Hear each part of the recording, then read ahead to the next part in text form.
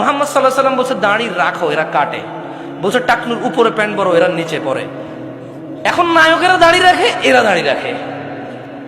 আল্লাহ তাআলা বলছে হালাল খাও, এরা সবসময় হারামের প্রতি ঝুঁকে থাকে।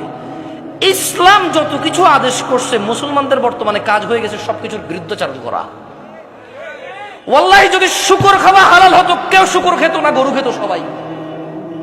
যদি মদ খাওয়া হালাল হতো, এই মুসলমানরা মদের প্রতি এত আকৃষ্ট থাকতো না, সবাই পানের প্রতি থাকতো আকৃষ্ট। যদি সুদ আর ঘুষ খাওয়া হালাল হতো, তাহলে আজকের যে মুসলমান আমার চোখের সামনে আসি, আমার মনে হয় এরা কেউ সুদ আর ঘুষ খেত না।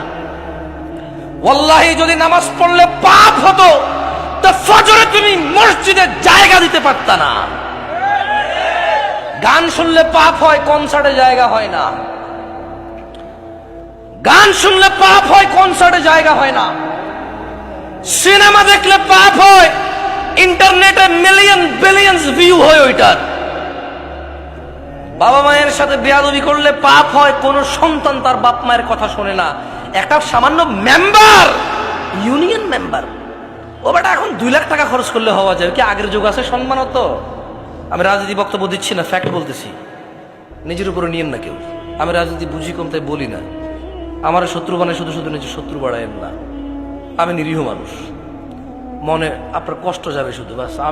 আমারও ইনশাল্লাহ কিছু করতে পারবেন না, আমিও পারবো না। আপনারা যা করবে, যদি কিছু হয় ওটা আল্লাহর তাকদীরে আছে, আমার হবে, আপনার হইলে ওটা আল্লাহর তাকদীরে আছে, তাই হবে, বাস, দ্যাটস ইট। আমি ভয় পাই না তা না, এই জন্য আরো অনেক কন্ট্রোল করে বলতেছি। তো এই জন্য দেখবেন বাবা মায়ের অবহেলা। ওর যদি খালি ইউনিয়ন চেয়ারম্যানে বলে, ওকে বলিস তো একটু দেখা করতে, ও লুঙ্গি কোনটা পড়বে এই টেনশনে পড়ে যাবে, যাইতে হবে রে। ওর বাপ মা ওকে ডেকে পাঠাইলেও বলো যে আসতেছি, বলে দিস পরে আসতেছি।